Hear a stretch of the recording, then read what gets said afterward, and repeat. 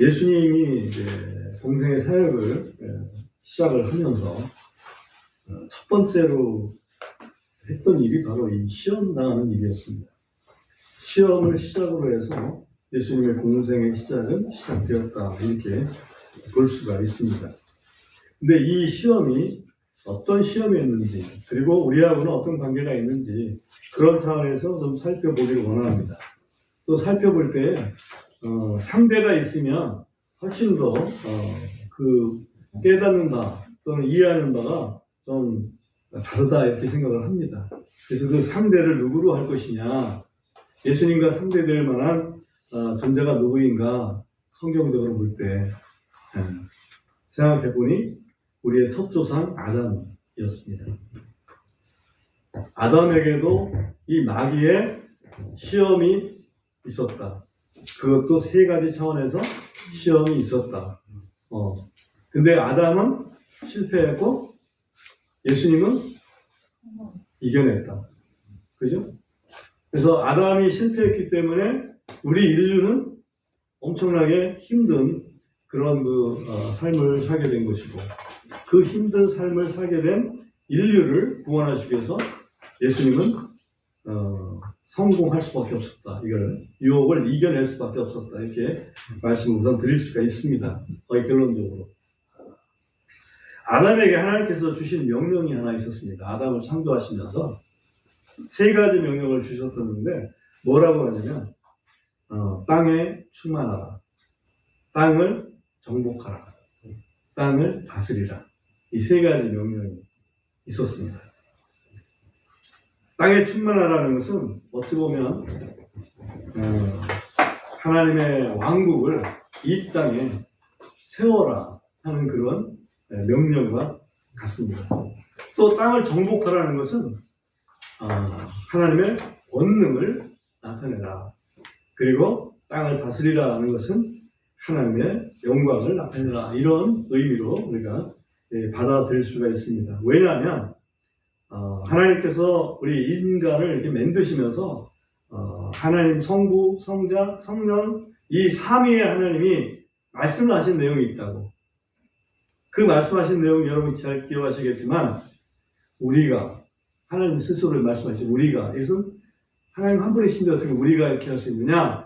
성부, 성자, 성령, 삼위의 하나님께서 말씀하시는 겁니다. 우리가 우리의 형상으로 우리의 모양을 따라 사람을 만들어서 그들로 하여금 이 땅에 있는 바다의 물고기, 공중의 새들, 그리고 가축들, 온 땅, 그리고 땅에 기어다니는 것들을 지배하게 하자, 다스리게 하자, 이렇게 협의를 하시고 사람을 만드셨습니다. 그러므로 하나님의 형상, 하나님의 모양대로 사람을 만들어서 다스리게 하셨던 그 이유는 하나님을 내세우기 위해서, 어찌 보면 하나님의 대리자로 우리 인간을 만드신 거거든요. 근데 과연 그것을 아담과 우리 첫조상 하와가 그걸 이루어냈을까? 한번 생각을 해보죠. 저는 인간 왕국은 이루었습니다. 어찌 보면. 그죠? 인간이 지금 온 세상을 다스리고 있으니까 인간 왕국은 이루었습니다. 그러나 하나님이 본래 뜻하셨던 것은 인간의 왕국이 아니고 하나님의 왕국이거든요. 근데 그런 차원에서 보면 실패했다. 왜 실패했을까? 그것을 이제 우리가 한번 생각해 볼 필요가 있고요. 우리 누가복음 4장 우리 읽었는데 4장 43절 잠깐 보겠습니다. 4장 43절에 보면, 이에 그분께서 그들에게 이르시되 내가 반드시 다른 도시들에서도 무엇을 선포하여야 하리니, 무엇을 선포하여야 한다고 그랬습니까? 하나님의 왕국을 선포하여야 하리니. 그러니까 하나님의 왕국을 선포하기 위해서, 그것을 이루시기 위해서 사실 예수님이 오신 거죠. 이는 내가 이런 까닭으로 보내어졌기 때문이라 하시더라. 하나님, 우리 아담이 하나님의 왕국을 이루었다면 굳이 예수님께서 하나님의 왕국을 다시 이루시려고 오시진 않았겠죠. 그런 수고를 하실 필요 없었겠죠. 그죠? 그러므로 아담은 분명히 실패했다. 이것을 우리가 좀 염두에 두고 보겠습니다. 아담이 먼저 그 실패한 원인은 무엇이었을까? 여러분, 에덴 동산에서 아담과 하와를 한번 연상을 해보시기 바랍니다. 여러분 가지고 있는 그 지식을 가지고 한번 생각해 보시기 바랍니다. 그때 하나님께서 아담에게 주신 법이 한 가지가 있었습니다. 그 법이 무엇이었냐면 그 안에 동산 안에 두 가지 나무가 있었잖아요. 동산 중앙에 하나는 생명나무, 다른 하나는 선악을 알게 하는 나무. 두 가지 나무가 있었단 말이에요. 그런데 법을 딱 하나 주셨는데 선악을 알게 하는 나무의 열매는 먹지 말아라. 이 법을 주셨어요. 먹는 날에는 정령 죽으리라. 다른 법 주시지 않았잖아요. 그 딱 법 하나 주셨어요. 근데 그 법을 지키는데 아담은 실패합니다.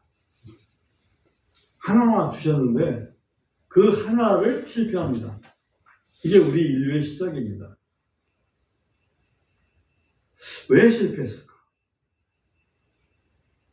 거기에 등장하는 한 존재가 있죠. 그 존재가 뭡니까? 사탄.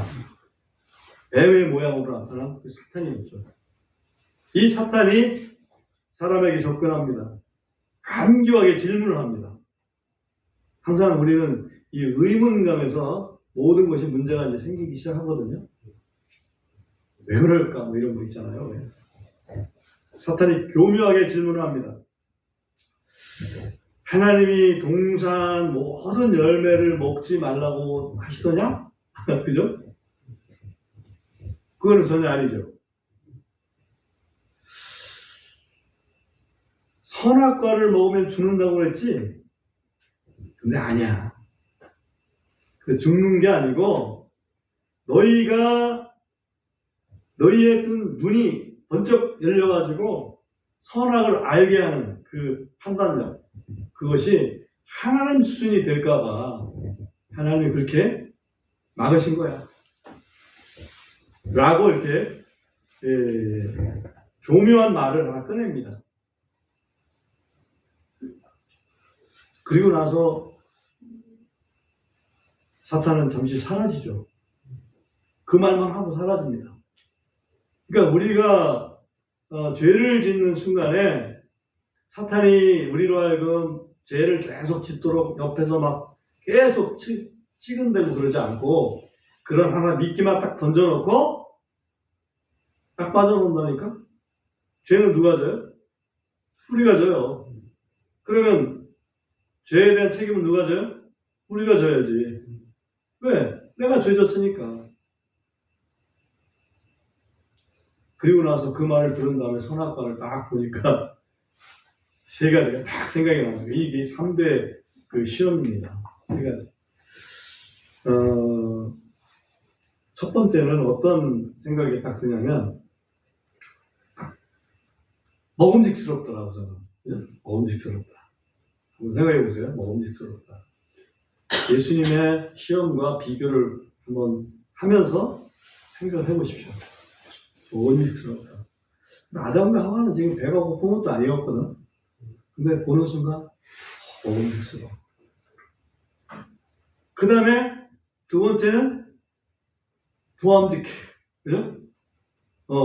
보기가 너무나 즐거운 거야.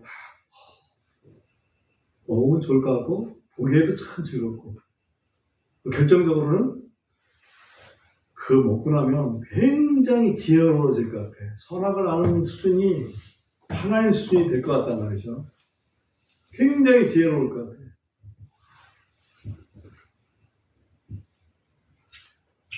결국 어떻게 됐습니까? 유혹에 넘어가 버렸죠. 근데 그것을 사도 요한은 어떻게 표현했냐면 세 가지로 표현합니다. 육신의 정욕, 안목의 정욕, 이생의 자랑. 이 세 가지로 표현합니다. 막 먹고 싶다 이거지. 육신의 정욕입니다. 보기에 좋아.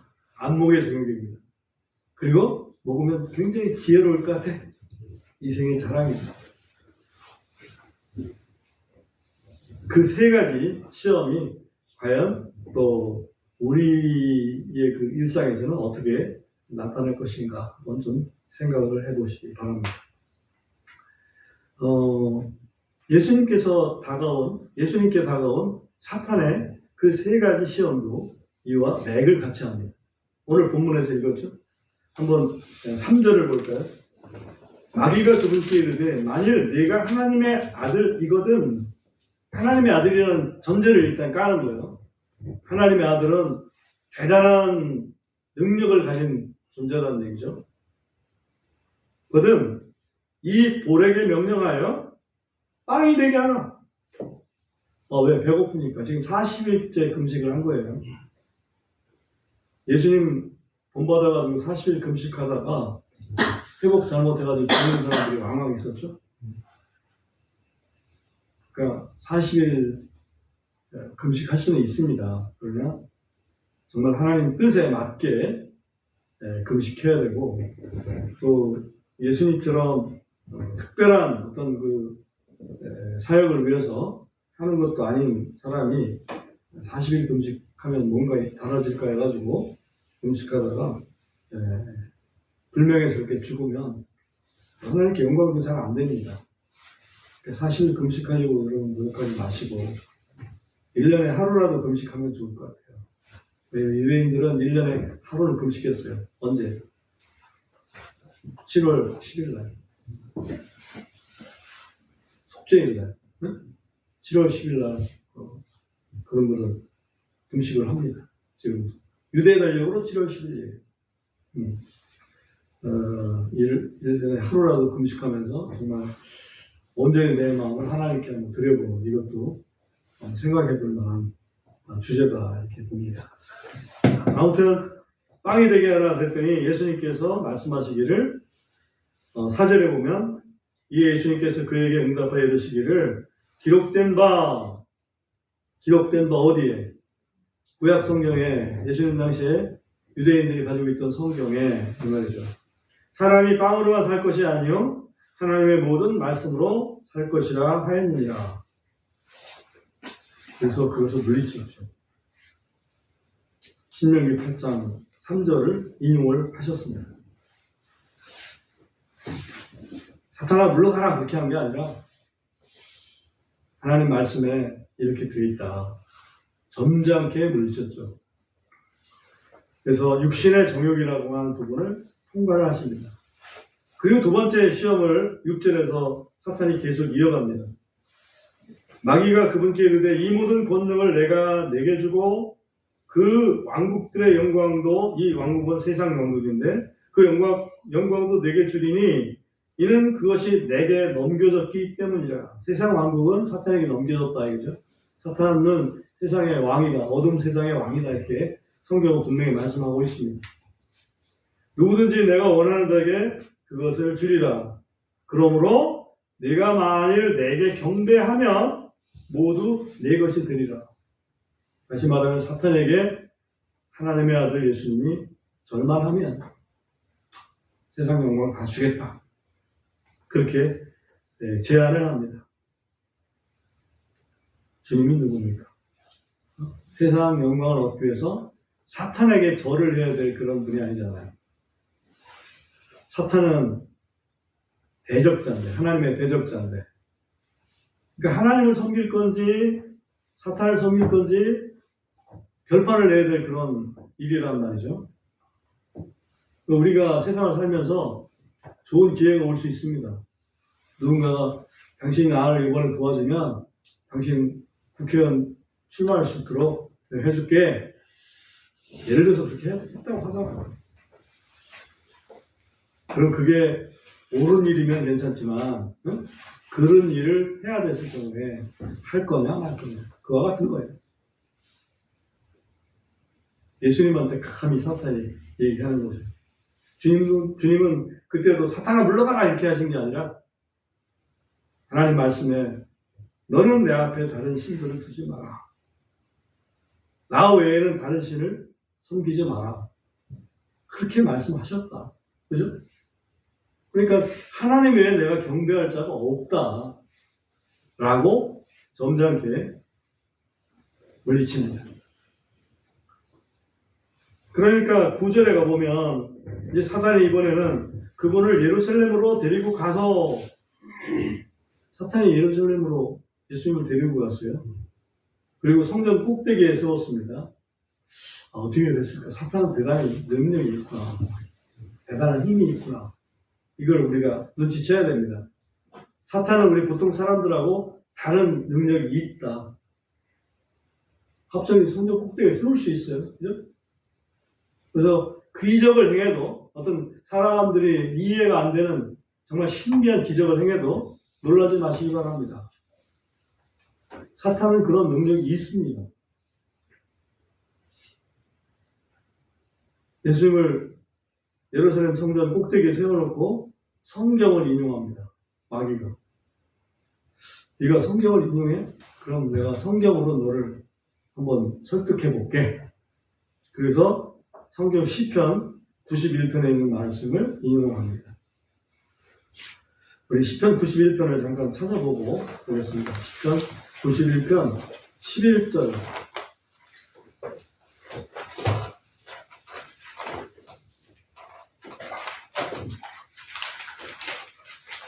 11절하고 12절 두 구절을 같이 한번 읽어보겠습니다. 이는 시작. 이는 그분께서 자신의 천사들에게 너에 대한 책무를 주셔서 내 모든 길에서 너를 지키게 하신 것이기 때문이라. 그들이 자기 손으로 너를 받들어 내 발이 돌에 부딪히지 아니하게 하리로다. 이 성경을 인용하면서 마귀가 이야기를 합니다. 다시 본문으로 돌아오겠습니다. 본문으로 돌아와서 9절에 보면 또 그가 그분을 예루살렘으로 데리고 가서 그분을 성전 꼭대기에 세워놓고 그분께 이르되 만일 내가 하나님의 아들이거든 스스로 여기서 뛰어내리라. 이는 기록된 바 그분께서 자신의 천사들에게 너에 대해 명하사 너를 지키게 하시고 그들이 자기들의 손으로 너를 받들어 언제라도 네 발이 돌에 부딪히지 않게 하리라 하였기 때문이라 하더라. 기록된 바 성경을 인용했죠. 마귀도 성경을 인용한다는 거죠. 신천지 성경 인용하죠? 성경 인용하는 이단들 많습니다. 예수님이 성경이 그렇네. 그래서 그럼 나는 뛰어내려야 되겠네. 그랬을까요? 여기 뛰어내리면 돌에 부딪히지 않게 그런 게 아니잖아요. 넘어지지 않도록 그렇게 붙들어 주시겠다는 거지. 그러니까 굳이 뛰어내릴 필요가 없는 거야. 넘어지지 않도록, 길 가다가 넘어지지 않도록 붙들어 주시겠다는 약속인데 뛰어내리면 그게 아니란 말이지. 그러니까 우리 주님께서 하나님 시험하지 말라고 분명히 말씀에 되어 있다. 신명기 6장 16절에 되어 있거든요. 신명기 6장 16절을 인용하면서 어찌 보면 너희는 주 너희 하나님을 시험하지 말라 하셨느니라. 그러니까 시험하지 마라. 그러니까 할 수 없이 마귀는 그것까지도 유혹을 해내지 못했습니다. 주님은 이 3대 시험을 온전히 이겨내셨습니다. 그러므로 우리 주님은 하나님 왕국 건설을 하실 자격이 되신 거죠. 맞죠? 이것하고 우리 그리스도 안에서 우리에게 다가오는 시험하고는 어떤 관계가 있을까? 그것만 우리가 좀 생각을 해봅니다. 아까도 말씀드렸지만 요한 사도가 얘기했듯이 육신의 정욕, 안목의 정욕, 이생의 자랑 이 세 가지 이거 너희들 사랑하지 말아라. 분명하게 이렇게 우리에게 가르친 바가 있습니다. 이것을 관계성으로 한번 놓고 본다면 우리 인간을 둘러싸가지고 항상 관계는 세 가지 관계가 있다고 봅니다. 하나는 내 자신에 대한 문제, 나와 내 자신과의 관계. 하나는 나와 다른 사람의 관계, 그리고 또 하나는 나와 하나님과의 관계. 이 세 가지 관계가 있다. 사탄이 유혹을 하죠. 네가 살아야지 일단. 그렇죠? 네가 살려면 돌을 빵으로 만들어서라도 먹어야 될 거 아니야. 이렇게 얘기를 합니다. 네가 살려면. 충분히 가능한 얘기죠? 내가 사는 게 우선이니까. 그건 맞아요. 내가 사는 게 우선이긴 해요. 근데 사는 방법이 사탄의 방법은 아니지.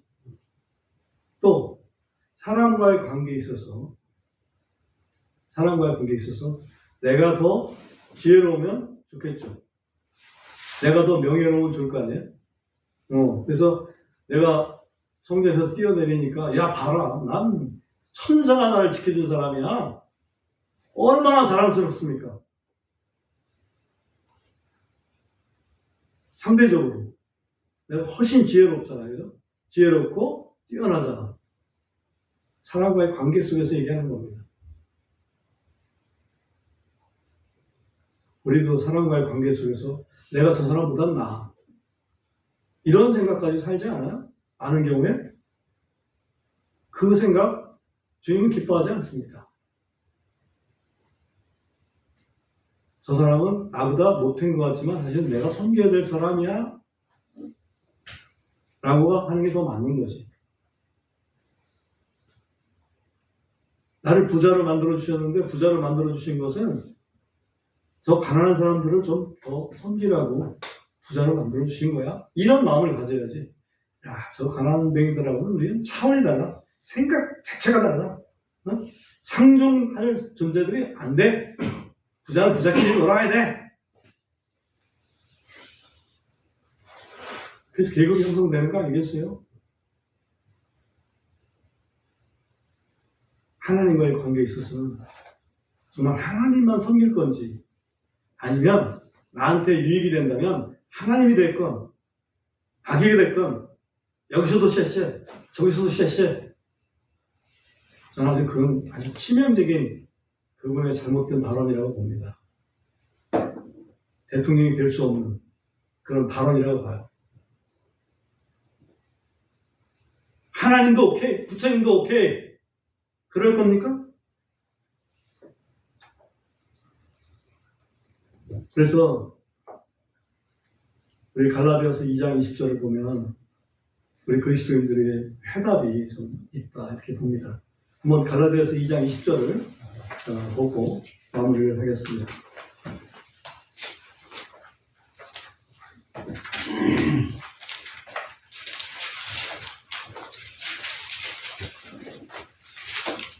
갈라디아서 2장 20절을 보면 이렇게 되어 있습니다.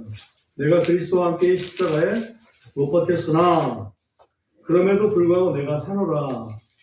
우리가 이제 개역 한글에서 읽던 그 뉘앙스하고는 조금 다릅니다만 그러나 내가 아니요 다만 그리스도께서 내 안에 사시는 것이며 내가 지금 육체 안에 사는 삶은 나를 사랑하사 나를 위해 자신을 주신 하나님의 아들의 믿음으로 사는 것이라.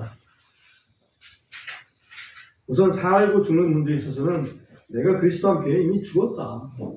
그죠? 나는 죽고 오히려 이제는 내 안에 그리스도께서 살고 계신다. 이런 생각이 내 자신에 대해서는 있어야 된다는 얘기죠. 이게 그리스도인의 그 생각입니다. 나는 이미 죽었는데 뭐 살고 죽는 게 그렇게 중요해? 나는 이미 죽었고 나는 이미 주님 안에서 영원한 생명을 얻은 자인데 하는 그런 생각을 가질 필요가 있죠. 그 다음에 내 안에 주님이 사신다 이 말은 내 인생의 소유권을 주님이 갖고 계신다. 이거 믿음이 쉽지 않아요. 이 믿음 갖기 쉽지 않아요. 내 인생의 소유권은 주님이 갖고 계신다. 이걸 인정하는 거거든. 근데 내 인생은 내 거야 라고 하는 게 많잖아요. 지금 만연해 있어요. 그죠? 내 인생은 내 건데 뭐 내가 내 맘대로 해야지 누구 맘대로 해. 아니요. 내 인생은 내 게 아니고 내 인생은 주님의 것이다. 주님이 원하시면 내가 그렇게 한다. 그런 생각을 가져야 된다는 거지. 그런 믿음은. 소유에 대한 부분입니다. 마귀가 이 세상 다 줄게.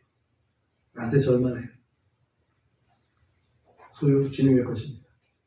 그리고 그 살되 나를 위해 자신을 주신 하나님의 아들의 믿음으로 사는 것이라. 이 얘기는 내가 사는 목적이 누구를 위한 삶일 것이냐 하는 거죠. 내 삶의 목적은 하나님의 영광을 위한 삶이다. 그것도 쉽지 않죠? 쉽지 않습니다. 내가 자랑하려고 하는 삶이 되면 하나님은 섭섭해 하십니다. 같이 예를 들면 사장이 됐다고 시작을. A라는 사람이 사장이 되고 B라는 사람도 사장이 됐어. 근데 A라는 사람은 내가 사장이 돼서 내 이름을 좀 높일 거야. 근데 B라는 사람은 내가 사장이 돼서 주님의 이름을 높일 거야. 그랬을 때 같이 사장이지만 하나님은 한 사람은 받아주시고 한 사람은 거절하신다는 얘기죠. 세상 사람들은 그걸 잘 알 수가 없을 거예요. 그러나 시간이 지나면 알게 됩니다. 어떤 사람이 진짜 우리가 존경할 만한 그런 분이었는지. 왜? 우리 하나님께서는 그걸 알고 계시니까. 받아주시니까.